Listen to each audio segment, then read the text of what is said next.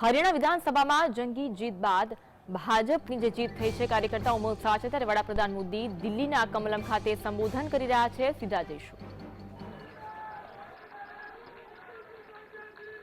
हरियाणा में जनता ने विकास के मुद्दे पर भाजपा की हैट्रिक लगाई। भाजपा ने कांग्रेस के कुशासन से मुक्ति दिलाई। इसलिए गुजरात और मध्य प्रदेश की जनता 2 दशक से भी ज्यादा समय से वहां अपना आशीर्वाद बनाए हुए है। अरुणाचल प्रदेश और गोवा में तीसरी बार भाजपा ने सरकार बनाई है। यूपी और बिहार में कानून का राज स्थापित करने वाली भाजपा एनडीए की सरकार को लोग बार बार मौका दे रहे हैं। असम, त्रिपुरा और उत्तराखंड में लगातार 2 टर्म से भाजपा की सरकार है। जहां जहां भाजपा सरकार बनाती है, वहां की जनता लंबे समय तक भाजपा को समर्थन देती है। और दूसरी तरफ कांग्रेस की हालत कैसी है? पिछली बार कब कांग्रेस की किसी सरकार की वापसी हुई है? यानी जो सरकार में थे, कितने साल पहले वो दोबारा आए थे? करीब 13 साल पहले 2011 में असम में उनकी सरकार लौटी थी, बाकी एक भी नहीं लौटी। उसके बाद भी जितने चुनाव हुए, लोगों ने कहीं भी कांग्रेस को सेकंड टर्म नहीं दिया है। आपको जानकर के हैरानी हो जाएगी दोस्तों, देश में कितने ही राज्य हैं जहां कांग्रेस कभी 60 साल पहले वहां थी, कहीं पर 50 साल पहले थी, कहीं पर 40 साल पहले थी। 50-50, 60 साल से वो सत्ता में आई ही नहीं है। एक बार लोगों ने निकाल दिया, कांग्रेस को घुसने नहीं दिया है। देश के ज्यादातर राज्य के लोगों ने कांग्रेस के लिए नो एंट्री का बोर्ड लगा दिया है। पहले कांग्रेस सोचती थी कि वो चाहे काम करे या न करे, लोग तो उसको वोट देंगे ही। लेकिन अब कांग्रेस की पोल खुल चुकी है, उसका डिब्बा गोल हो चुका है। साथियों, कांग्रेस सत्ता को अपना जन्मसिद्ध अधिकार मानती है। सरकार में ना रहने पर कांग्रेस की हालत जलबिन मछली जैसी हो जाती है।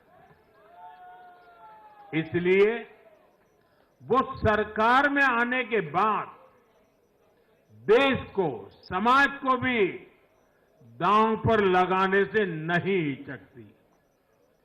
आज पूरा देश देख रहा है कि कैसे कांग्रेस हमारे समाज में जाति का जहर फैलाने पर उतर आई है। जो लोग चांदी नहीं, सोने का चम्मच मुंह में लेकर पैदा हुए, जो लोग पीढ़ी दर पीढ़ी 5 स्टार लाइफ जीते आ रहे हैं, वो गरीब को जाति के नाम पर लड़वाना चाहते हैं। हमारे दलित, पिछड़े, आदिवासी समाज को भूलना नहीं है। ये कांग्रेस है जिसने दलितों, पिछड़ों पर सबसे ज्यादा अत्याचार किया है, ये कांग्रेस है जिसने उन्हें इतने दशकों तक रोटी, पानी, मकान से वंचित रखा। ये वो लोग हैं जो 100 साल बाद भी सत्ता मिलने पर कभी किसी दलित, पिछड़े, आदिवासी को प्रधानमंत्री नहीं बनने देंगे।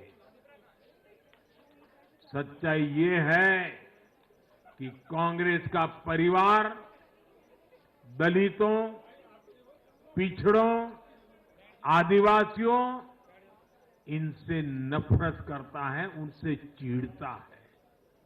इसलिए आज जब दलित, पिछड़े, आदिवासी शीर्ष स्थान पर जा रहे हैं तो इनके पेट में चूहे दौड़ने लग जाते हैं। हरियाणा भी इन्होंने दलितों को, ओबीसी को भागीदारी देने से साफ इनकार कर दिया था। उन्होंने दलितों और पिछड़ों को भी अपमानित किया। कांग्रेस के शाही परिवार ने तो डंके की चोट पर कहा कि वो आरक्षण खत्म कर देंगे। दलित और पिछड़ों का आरक्षण छीनकर कांग्रेस अपने वोट बैंक में देना चाहती थी। हरियाणा भी वो यही करने जा रही थी। साथियों, कांग्रेस भारत के समाज को कमजोर करके, भारत में अराजकता फैलाकर देश को कमजोर करना चाहती है। इसलिए वो अलग अलग वर्गों को भड़का ही रहे हैं, लगातार आग लगाने की कोशिश कर रहे हैं। देश ने देखा कि कैसे किसानों को भड़काने का प्रयास हुए, लेकिन हरियाणा के किसानों ने उन्हें करारा जवाब दिया कि वो देश के साथ है, वो भाजपा के साथ है। हमारे दलित, ओबीसी साथियों को भड़काने की कितनी ही कोशिशें हुई, क्या क्या प्रपंच नहीं किए गए, लेकिन इस समाज ने भी इस षड्यंत्र को पहचाना और कहा कि वो देश के साथ है, भाजपा के साथ है। इन लोगों ने हमारी सेना को लेकर भी अपप्रचार किए, हमारे नौजवानों को भड़काया। इस साजिश को भी हरियाणा के नौजवानों ने नाकाम कर दिया। आज हरियाणा ने कांग्रेस को दो टूक संदेश दे दिया है। ये देश विरोधी पॉलिटिक्स नहीं चलेगी। हरियाणा की हर बिरादरी, हर परिवार ने एकजुट होकर वोट दिया, देशभक्ति से ओतप्रोत होकर वोट दिया। देशभक्तों को बांटने की साजिश को हरियाणा ने फेल कर दिया। साथियों, बीते कुछ समय से भारत के विरुद्ध भांति भांति के षड्यंत्र चल रहे हैं। भारत के लोकतंत्र को, भारत के अर्थतंत्र को, भारत के सामाजिक ताने बाने को कमजोर करने के लिए भांति भांति की साजिशें हो रही है, अंतर्राष्ट्रीय साजिशें हो रही है। आज मैं बहुत जिम्मेदारी के साथ मेरे प्यारे देशवासियों से कह रहा हूं कि कांग्रेस जैसी राष्ट्रीय पार्टी और उनके चट्टे बट्टे इस खेमे में शामिल है, इस खेल में शामिल है। देशभक्त हरियाणा ने आज ऐसी हर साजिश को भी मुंह तोड़ जवाब दिया है। भारत और हर भारतीय को संकल्प लेना है कि हम ऐसी किसी साजिश को सफल नहीं होने देंगे। भारत विकास के रास्ते से नहीं भटकेगा। साथियों, आज के चुनाव नतीजों ने एक और बात स्पष्ट की है। कांग्रेस आज पूरी तरह परजीवी पार्टी बन गई है।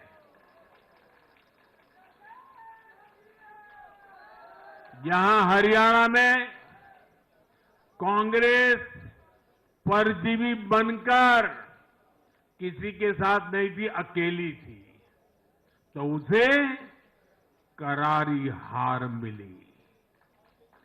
जम्मू कश्मीर में उसकी सहयोगी पार्टी डर के मारे पहले से कई कह रही थी कि कांग्रेस की वजह से उसे नुकसान हो रहा है, और आज के नतीजों में भी वही दिखा है। आपको याद होगा, लोकसभा चुनाव के नतीजों ने भी हमने यही देखा था। लोकसभा में कांग्रेस जितनी सीटें जीती, उनमें आधी से ज्यादा सीटें वो अपने सहयोगियों की वजह से जीती है।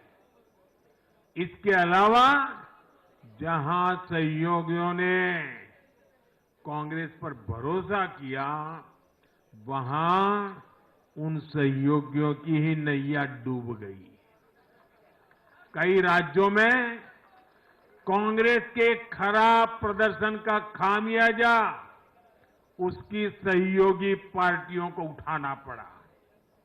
कांग्रेस ऐसी परजीवी पार्टी है जो अपने सहयोगियों को ही निगल जाती है। साथियों, कांग्रेस एक ऐसा देश बनाना चाहती है जहां लोग अपनी ही विरासत से नफरत करते हो, अपनी राष्ट्रीय संस्थाओं पर शंका करते हो। जिस पर देशवासी गर्व करते हैं, कांग्रेस उस हर चीज की छवि को धूमिल करना चाहती है। देश का चुनाव आयोग हो, देश की सेना हो, हमारी पुलिस हो, देश की न्यायपालिका हो, कांग्रेस हर संस्था पर दाग लगाना चाहती है। आपको याद होगा, लोकसभा चुनाव का परिणाम आने के पहले इन्होंने किस तरह का कोहराम मचाया था। चुनाव के दौरान भी ये लोग, इनको सहयोगी दल, इनके अर्बन नक्सल साथी कितनी बार कोर्ट गए, सुप्रीम कोर्ट तक गए, और किस लिए? ताकि ये लोग चुनाव आयोग की संवैधानिक निष्पक्षता पर बट्टा लगा सके। आज भी उन्होंने ऐसा ही काम किया है। आज भी कांग्रेस ने देश की जनता को गुमराह करने की कोशिश की है। कांग्रेस हर बार यही कोशिश करती है कि हमारी संस्थाओं की निष्पक्षता पर सवाल उठाए, उसकी प्रतिष्ठा पर आघात करे। कांग्रेस की यही आदत रही है। कांग्रेस बड़ी बेशर्मी से ऐसी करतूतें करती आ रही है।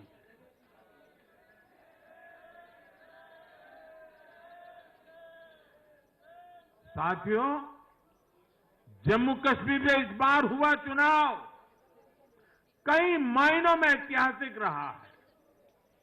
वहां भारत का संविधान पूरी तरह से लागू होने के बाद ये पहला चुनाव था। आजादी के 7 दशक बाद भी अनेक लोगों को वोट डालने का हक नहीं था।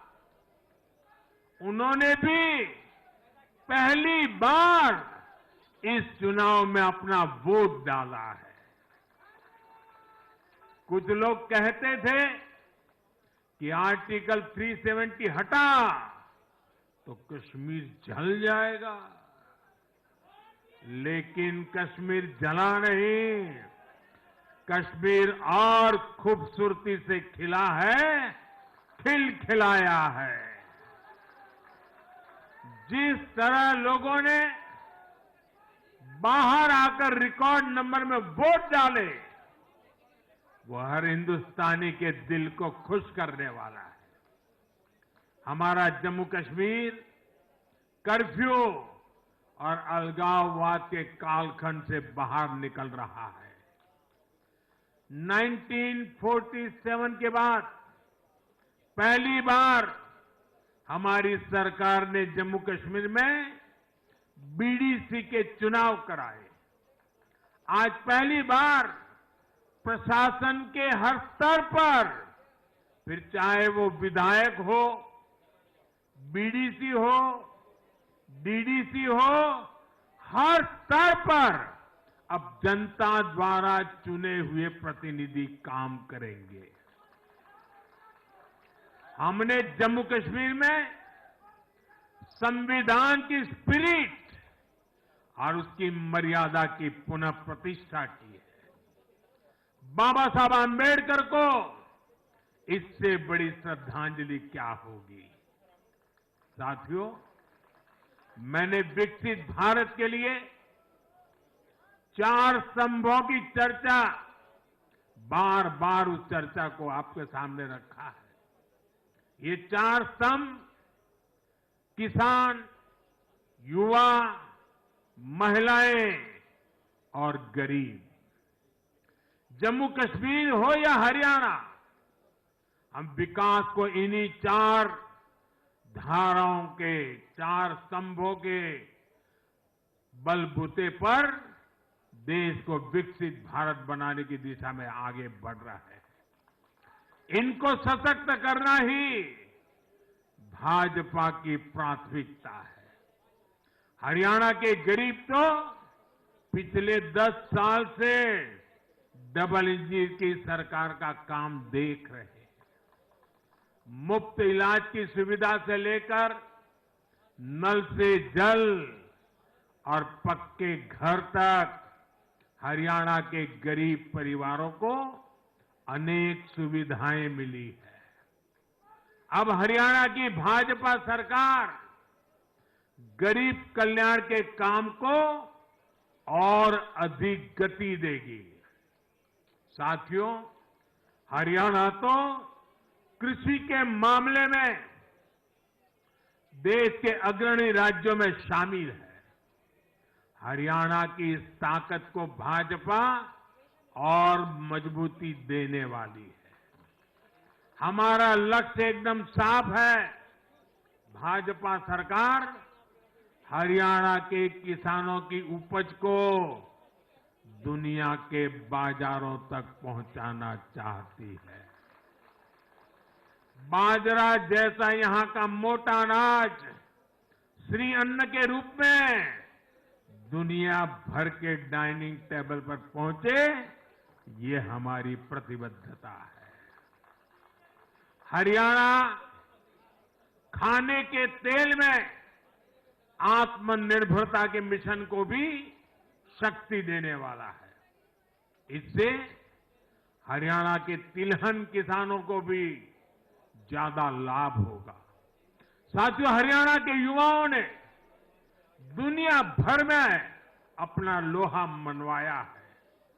चाहे मानेसर में मैन्युफैक्चरिंग सेक्टर हो, गुरुग्राम के स्टार्टअप्स हो या फिर खेल की दुनिया, हरियाणा के छोरा छोरी खूब धूम मचा रहे हैं। भाजपा सरकार इन सभी क्षेत्रों में और अधिक निवेश को बढ़ावा देने वाली है। आने वाले समय में भारत दुनिया में खेलों की एक महाशक्ति बनने जा रहा है और इसमें हरियाणा के नौजवानों की भूमिका बहुत बड़ी रहने वाली है। इसलिए हरियाणा में स्पोर्ट्स, ये इंफ्रास्ट्रक्चर को बढ़ावा देने के लिए एक आधुनिक रोड मैप भाजपा ने रखा है। साथियों, जब महिलाओं की बात आती है तो विमेन लेड डेवलपमेंट आज देश का मिजाज बनता जा रहा है। हमारी माताओं, बहनों, बेटियों के सशक्तिकरण से जुड़े हर पहलू पर भाजपा फोकस कर रही है। हरियाणा वो राज्य है जिसने बेटी बचाओ बेटी पढ़ाओ के रूप में देश को नेतृत्व दिया है। अब हरियाणा में हजारों लखपति दीदी और ड्रोन दीदी बनाने वाले हैं। लाडो लक्ष्मी योजना से भी हरियाणा की बहनों को मुफ्त बहुत लाभ होने वाला है। जब माताएं बहनें आर्थिक रूप से समृद्ध होगी, समर्थ होगी, तो इसका लाभ पूरे परिवार को होगा। परिवार समर्थ होगा तो हरियाणा समर्थ होगा, देश समर्थ होगा। साथियों, भाजपा की सरकार राष्ट्र को सर्वोपरि रखती है। Nation first. भाजपा की सरकार गरीबों की सेवा के लिए प्रतिबद्ध है। केंद्र हो या फिर हरियाणा, इन 10 सालों में भाजपा की सरकार पर भ्रष्टाचार का एक दाग नहीं लगा है।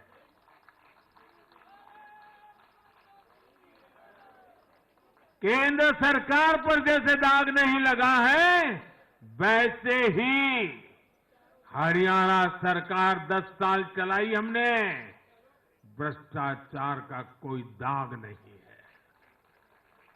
हमने सिर्फ और सिर्फ समर्पण भाव से जनता के विकास के लिए काम किया है और मैं इसके लिए हरियाणा के मुख्यमंत्री भाई नायब सैनी जी और पूर्व मुख्यमंत्री श्रीमान मनोहर लाल जी की भरपूर तारीफ करता हूं, भरपूर प्रशंसा करता हूं। उन्होंने हरियाणा के विकास के लिए बहुत मेहनत की है। साथियों, जब जनता ऐसे काम को प्रोत्साहित करती है, नेक नियत और अच्छी नीति को सराहती है, तब काम करने की ऊर्जा भी दोगुनी होती है। हरियाणा ने भाजपा सरकार को प्रोत्साहित किया है। जम्मू कश्मीर ने भी भाजपा को प्रोत्साहित किया है। यह आशीर्वाद हमें और भी अधिक मेहनत करने के लिए प्रेरित करते हैं।